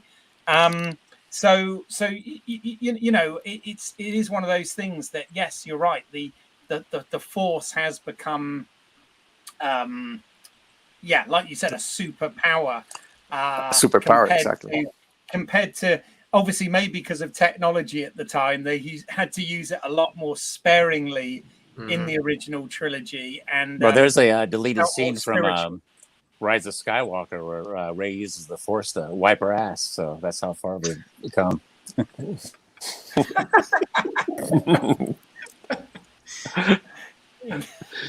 Yeah. Well, I mean, she beat what a huge disappointment in The Force Awakens was that she beat Kylo Ren, which was the ultimate badass in the galaxy. And she beat him at the Forest, you know, just because she had that power, you know, like she's The first strong time with she touched the Force. Yeah. Exactly. Yeah. That's what I'm saying. It's more like a superpower, you know. It's like a Marvel thing, like a Marvel character. Yes. And that's kind of a problem. No, absolutely. I agree. One thing with the story here that, again, and we will get into the how will it connect with New Hope and all of this sort of thing in a minute. But one more thing that I kind of can see why they did it, but I had a little bit of issue with in this episode was I like the fact that they went back and showed us Anakin slaughtering younglings in Order 66. You know, I like that, and we see it from Reva's point of view, right? And obviously we see, particularly with the way they edited it and sort of mirrored it there was a lot of mirroring both thematically and visually in this episode. But we see that, you know, rather than cutting off a head or slicing, you know, Vader actually stabs her and she said in Order 66 she basically when she's talking to Obi-Wan, she said that she played dead with the younglings, but obviously managed to survive, right? Which, okay, that not got a problem with that. That's fine. That makes sense. However, when Anakin in Revenge of the Sith, when Anakin squares off at the end with Dooku, Count Dooku, and he's got two lightsaber blades, he actually decapitates him, right, and kills him, you know, beyond question. It's a bit like Highlander. If you lose your head, that's it, right? Mm-hmm. So he decapitated him. And Vader, when he because I did like the way that, you know, Reva went for him and he held her off without even using his lightsaber. He just used the Force to sort of push her back and you know, stop her lightsaber strikes and stuff. But then when he takes her spinning lightsaber from her and he pulls it in two halves and he's got the two blades, I was thinking, oh, well, this is why we don't see Reva in anything, you know, A New Hope or any of the rest of the trilogy, because she's obviously got to die in this show, and I thought he was going to decapitate her and that was it. But he chose to run her through with the lightsaber again and leave her for dead. But the thing that made it even weirder for me was the Grand Inquisitor shows up to get his rank back, that she in the first episode had stabbed through the stomach thinking she'd killed him and he'd survived. So from a logic point of view, it's like, okay, he survived that. Reva survived that previously. Mm-hmm. So why didn't they finish her off? I don't know. And I suppose the fanny answer is, well, they want her to suffer and just, you know, die alone on the planet or something in the gutter. But I don't know. I thought it was a little clunky and a little bit of a plot convenience to get Reva into the finale. And I just wondered what you guys thought of that. Am I being picky here? Wouldn't and in that situation, like, let's say that, because I thought the exact same thing. I thought he was going to do the same thing as Dooku, and then when he didn't, it surprised me. But then when the Grand Inquisitor showed up, I thought, oh, maybe he's kind of saving her for the Grand Inquisitor so he can get his revenge. Yeah, he doesn't care. He just wants the pin. So it's like, you know, yeah, I felt the same way. I felt that was strange. Obviously, just a reason to get her into that final. She's obviously going to live. She can't die. I mean, she found the little hologram, you know. Exactly. But it felt like to me, it felt like a plot convenience rather than a proper arc to the story. Mm-hmm. We're going to leave you in the sewer the way we found you. Yeah. Like, they found her in the sewer and she's like training in the Jedi Academy. Yeah. I mean, if it was Khan, you'd get it, right? Because he's going to leave you as you left me. Yeah. But in this case, I don't know. It wasn't that I wanted Reva to die. I'm actually intrigued as to where she's going to go, and as a character, and what's going to happen in the next episode. But it just seemed so silly to me. It was like, this doesn't, when you put it under a microscope, this doesn't make a lot of sense. Because it wouldn't have been as bad if it was just the first thing they did and that was it. That would be fine. But the fact that she survived it from Order 66 and the Grand Inquisitor survived the same strike and Vader had 2 lightsabers, it just, I'm like, why didn't he just, I don't know. It's just something that, well, and that's the thing, is it has to be on purpose, right? Because they must have been thinking the exact same thing when they're standing there on set. Yeah. And going, why wouldn't we just do this? Or when they're writing it, at least, I guess. Maybe when they're writing it, not so much on set. Well, I think it's the curse of episodic television, where like every change in an episode, 90% of it has to be undone by the end of the episode so they can keep it going. So, Smallville, it took 10 seasons to tell a season's worth of story, and Enterprise. But they did it well. No. Sorry, I'm a Smallville apologist, as you know. Yeah. So they need to put all that in, but you can't really undo 90% of a decapitation. So let's just we'll just stab her and have some dumb line about leaving her in the sewer. No, that should handle it. Yeah. So there's that, and then the other thing that really bugged me as well, and again, this is a nitpicky section for a reason, okay? I'm not saying I didn't enjoy the episode and I'm not loving the show. This is just me playing devil's advocate, really. But the other thing that I didn't get, Bail Organa. I love Jimmy Smits as an actor. So glad that he was back in Rogue One when we saw him, and obviously, he had his part in the prequels.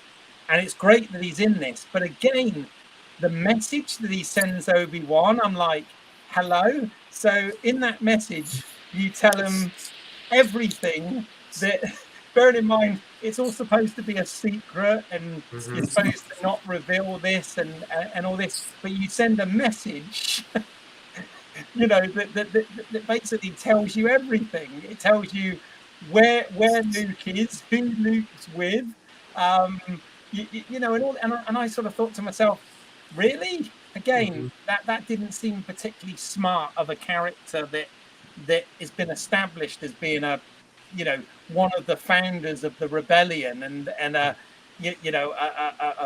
leader and a senator and all of this sort of thing. Again, am I being a bit of an asshole here by picking this to bits? No, I was waiting to hear his bank account number and password also.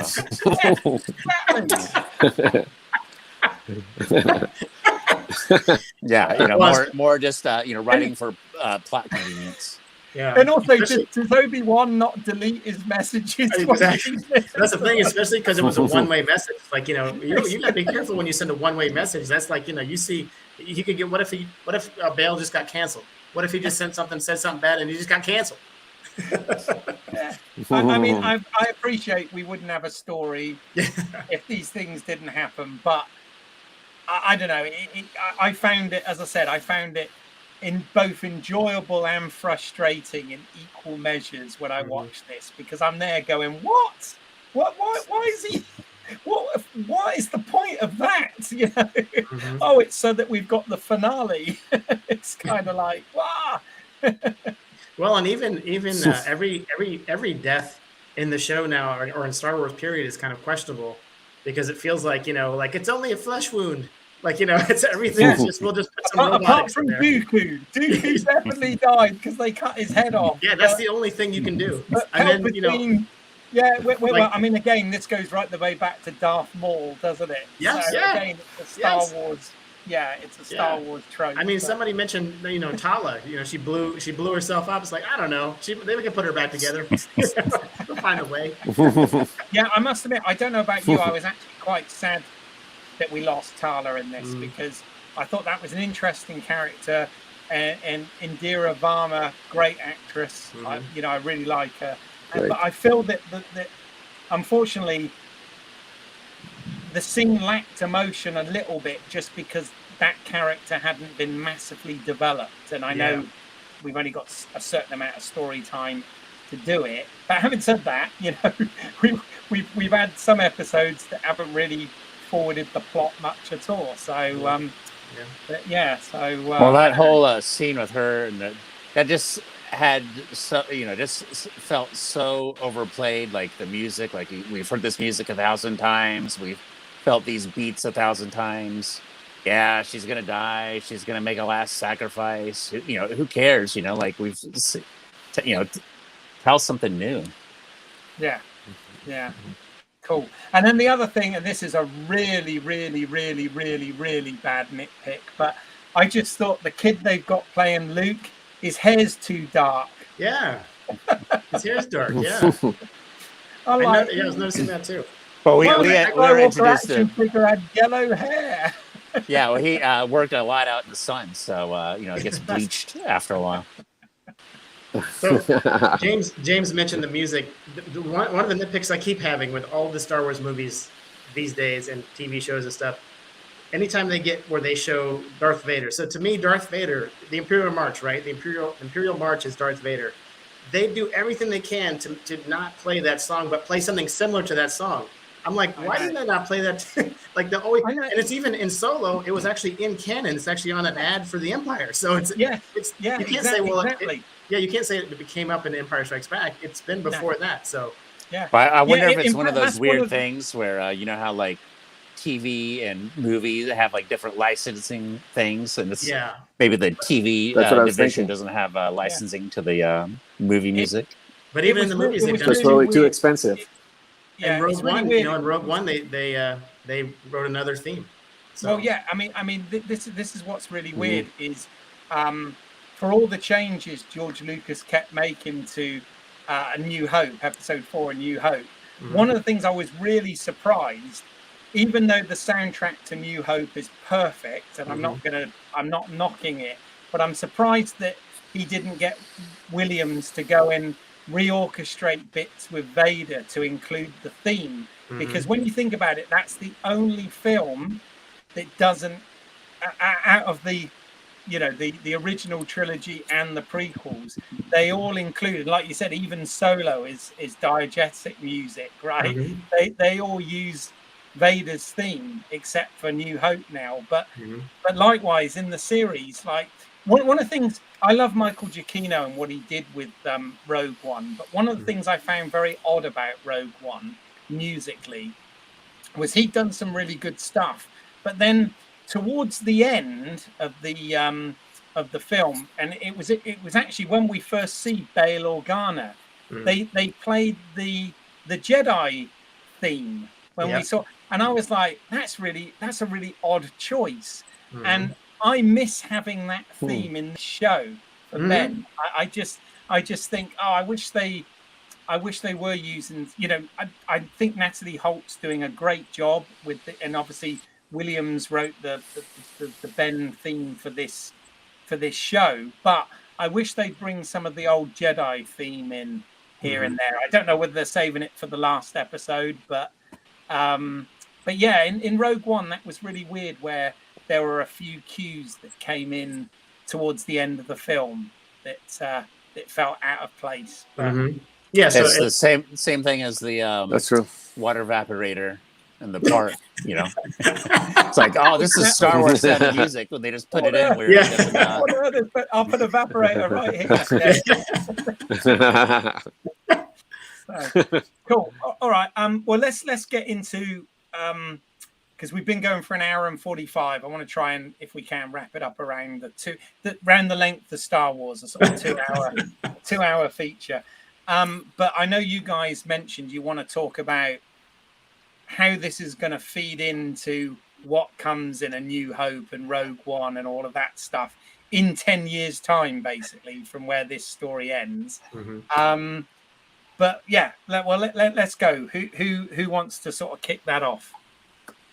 So yeah, I mean, basically the Leia thing, I think, is a big piece of it. Is how do we get to a point where Leia does not remember this adventure at all? I mean, I guess because she never, she never mentions. You're gonna wipe her mind like 3PO. I mean, that's what I'm wondering. Is he going to wipe her mind? Is he going to use the Force to wipe her mind somehow into some new Force power that we have never seen before? Like a Superman 2. Yeah, he'll get no, not like.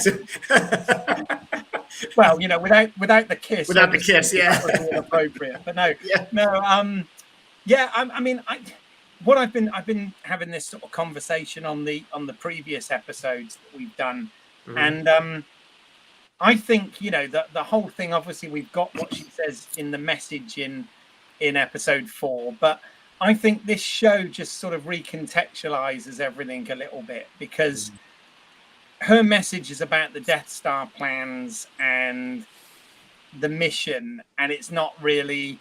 I look at it. She filmed it while the Tantive 4 is under attack, and they got to get the plans off the ship, and R2's there, and she put. So I feel that I'm playing devil's advocate here again. I'm not saying it's a problem, but I feel like she wouldn't go, General Kenobi, Ben, remember we had that excellent adventure 10 years ago? Well, I need your help again. She was very formal, wasn't she? And well, the way she describes it, though, she actually goes further back to remind him who she is. The Clone Wars. So she says years ago you followed served my father. Yeah. So that she's actually referring way before this even happened, as if that's a story that like essentially the way it sounded like there was like her father told her about this guy who could help, and then she was sending a note to this person who she'd really never met before. This one, she could, like, after going through an adventure like this, you could come into a message like that and say, "Hey Ben, it's Princess Leia. Remember me?" Or something. Remember me? I'm a lost daughter now. Like that's it. I'm thrown, but it's still me. Well, like, at the very least, you wouldn't have to reference your dad at all. You just reference yourself and just say like, hey, I need your help. You helped me many times in the past, even if it was just that. You've helped me many times, which would show, like this would work. But to say, well, at the very least, she'd have a little more emotion when Darth Vader strikes him down on the deck. Totally. Yeah, she didn't give a rip. Luke freaks out. She's like, "Oh, come on, Luke, we gotta go. Get up here, go. Oh, you're sad. We're leaving. Oh, you're sad." And she's like, "Oh man, I feel it too." She's like, "Oh." Well, that was that old guy who. What can I say though? Jedi? Yeah. What can I say though? This is the problem with prequels, isn't it? Like even when you think about it, in Return of the Jedi, she tells Luke. Luke says, "Do you remember your mother? I mean, your real mother?" And she goes, "Oh yeah, I've got flashes. She was very beautiful, and she died when I was very young, and all this." No shit, she died when you were about 2 seconds old. Yeah, must be that midichlorian memory she had. I was gonna say she was a Force baby. Yeah. So it's like it's the same sort of problem, isn't it? It's that prequel problem. I mean, the other thing that we talked about here. And I think this episode today tried to fix this. So we've got, I've been waiting for you, Obi-Wan. Circle is now complete. When I left you, I was but the learner. Now I am the master. Only a master of evil, Darth. Yeah, and all this, right? Yeah.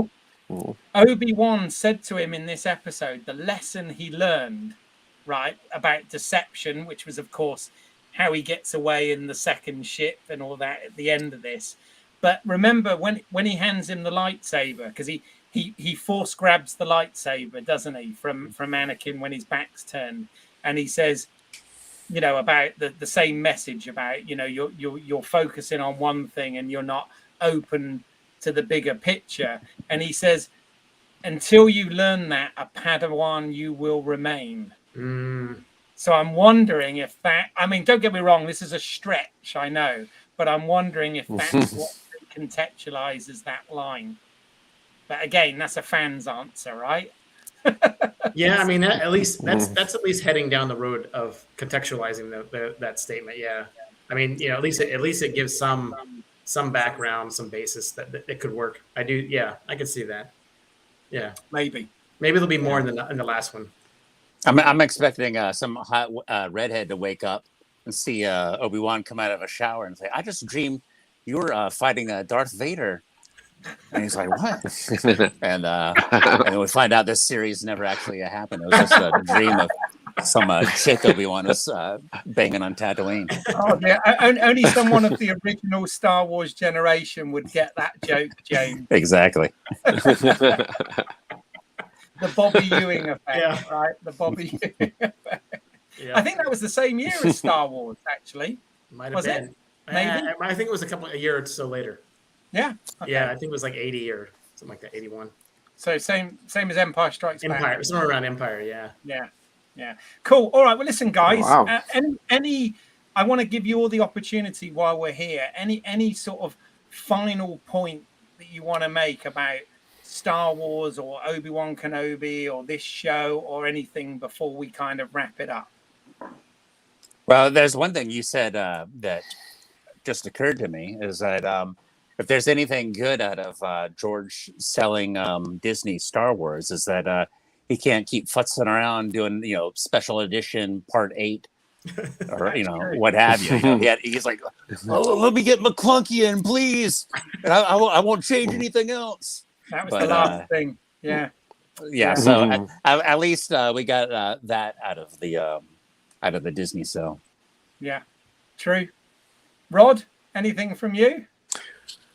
Well, I just think, the only thing that worries me is what's going to happen once they keep banging out these TV shows one after the other.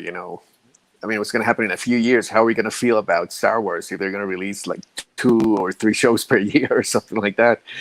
And how big it's going to get, or how complicated. I don't know, because there's a lot of shows on the pipeline, right? So I'm not sure what they're going to do in that sense. You summed it up at the beginning, Rod, and you're absolutely right. How it's always a new hope in The Empire Strikes Back, or should I say the original trilogy, because The Mandalorian, is 5 years after Return of the Jedi, so it feeds that. But it's always that stuff, and I think to myself, this is supposed to be a massive galaxy, right? Why do they always have to keep it within a sort of 30-year period? We could go sort of earlier or beyond, right? Because Lucas hasn't shown them the way. They need Lucas to figure that stuff out. Probably. What about you, Dan? Any final things about Star Wars? I'm probably the most connected to my childhood with Star Wars. I think maybe of this. I don't know. Maybe Keith. Maybe you're in the same boat. I still get the same. I still get the same excitement when something's coming. So hope springs eternal for every new thing, and I'm always very excited about what the new thing is. And even if it lets me down, I still feel like, well, maybe the next thing, maybe that next thing is going to be the one that's good. And so, I still get that feeling that I guess Christmas morning feeling when there's a new Star Wars thing to be had. So I look forward to it. I look forward to it. I'm glad. I'm not going to complain that they have Star Wars, shooting them out of a t-shirt cannon or something, one after the other. But well, we haven't got to watch it, have we? We haven't got to watch all of it. We've always got the bits that mean something to us, and basically we're all hoping for a new hope, right? Yeah. So who knows? Maybe one day we'll get that one thing that really nails it. You never know. Well, but you know what? It also worries me a little bit that John Williams won't be around, because he always saves the day in a way, at least for me. You know what I mean? Yeah, no, I agree. He helped a little bit with the Solo movie. He helped a lot with this one, but he's in his 90s, so he won't be around, and that's kind of scary. It's a scary thought because he ties everything up so well. And it is a scary thought. We need a Force ghost to happen, don't we? That's what we need. Exactly. Before we go, there is one more thing. So I just want to use the comm link.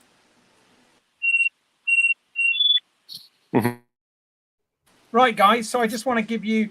I'm really curious. Is there anything that you're currently working on? If you want to promote it, fine. But if not, I just want to give you. I just wonder what you're up to outside of watching Star Wars and stuff. We all went to film school together. I just wondered, have you got any other creative endeavors that's going on these days that you want to tell us about? Rod, start with you. I know you're an extremely talented musician as well, and always have been. What's happening with that side of things for you these days? Well, Yeah, I mean, I went back to my first love with music, which was playing drums for the last 2 years or 3 years. So I've been actually playing drums a lot with a couple bands, and actually yesterday I spent the whole day at a recording studio. So I would love to Oh, fantastic. advertise the album here right now, but but it's still in construction, so it's going to take a couple more months, maybe more. I don't know. Because like James says, now albums take years to make. It used to be like 3 per year. That's what the Beatles used to do. But anyway, yeah, I've been. That's true. But I mean, I went back to that. I mean, I still have my love for film scoring and orchestral music and all that, and I do a little bit of that. But I've been super busy trying to get in shape as a drummer, like in the old days, and I have 3 projects right now, and I actually played live again after many years of not playing live in the past 2 months. So I mean, once we have that album recorded, yeah, I can definitely advertise it and tell you guys where to listen to it and everything, and maybe I'll send you some I don't know, YouTube links or something to to sure. But yeah, so it's been interesting in that sense, the past few years, because I spent decades, as a kid learning to play the drums and playing with bands and everything, but then I kind of stopped. So now I'm back at it, trying to get in shape, and it's been a lot of fun. The thing is, we're getting old, so it's I don't know how much time I have as a drummer, None of us know how much time we've got, so keep following the passion. Absolutely. Mm-hmm. What about you, Dan? Anything in your world that you want to promote? So, not necessarily promote. I mean, I just started working on something just for myself, for a little documentary about my dad and his experience in the Bay of Pigs invasion in Cuba. Right. As you say, everyone's getting older, and I just feel like that was something I needed to capture and put on video and try to put something together for that. So I just started working on that a couple weeks ago, or actually about a month ago. Otherwise, it's just, living the life, working, taking care of the family, all that, and just excited to see everybody on this call, honestly. Yeah. Well, those, they were happy days, weren't they, when we were at film school? Absolutely. It may not have got us where we'd all hoped at the time, but nonetheless. Yeah, how's the song go? No directing, no editing, no acting, no music playing. Exactly. What about you then, James? You're always doing a load of stuff. Anything happening at the moment? Not particular. I mean, I have a garden. I'm getting ready to try making some strawberry jalapeno ice cream and see how that turns out. And I'm trying to convince Rod to meet me up in Colombia and help me buy some emeralds. But that's about it. Wow. So nothing. That sounds well, like I think the jalapenos are homegrown, right, James? Yeah, they're homegrown. Wow. Okay. Well, sounds good. Obviously, viewers out there, thank you so much for watching this. If you want to get in touch with the show, you can email us at lswotcast@gmail.com. That's short for Let's See What's Out There, cast@gmail.com. You can follow us on the social medias as well. Home Media Minefield, check out more on this channel. As I said, as well as this sort of thing, we also do reviews and unboxings of physical media, so film on 4K UHD, Blu-ray, DVD, all those sort of things. So go and check that out as well. Also want to say thank you to Neil Myers, who did the theme for the channel here. Neil's music can be found at neilmyersmusic.com. If you want to see some of my creative work, I have another YouTube channel called British Isles. That's EYLES, as in my last name. And I've got an anthology of short films called The Urban Chiller Tales on there, which you can check out. I think Rod did the music on one of them, in fact. And I'm also working on a feature at the moment called Car Cam with my good friend Mike Tech, and we hope to have that finished by the end of this year. Star Wars related material. We've talked a lot here about the McClunky and the various changes to the original trilogy. Check out my video. I'll put a link at the end of this about the original trilogy, which is actually still available on DVD, although a lot of people don't know it. So I break that down and tell you all about that in that video, which was one of the earliest videos I did when I launched this channel. So I'll put a link to that. I'll also put a link to a deep dive about a great passion of mine, the Star Wars radio dramas. I was delighted to be joined by John and Maria Jose Tenuto, who are authors and university professors and experts on the Star Wars radio drama and the history of that. I have them on for a long episode, probably my longest episode, nearly 3 hours, where we break down the original trilogy in radio drama format. So please check that out. Links to all this stuff will be below. If you've enjoyed this, as I said, give us a thumbs up, consider subscribing to the channel, hit the bell notification and all that sort of thing. But that just leaves me to thank my 3 guests who I hope are going to stay on the line after this, because we've got lots of catching up to do. But in the meantime, I will see you guys at the next Home Media Minefield presents Let's See What's Out There Plus. Bye for now. Bye, everyone.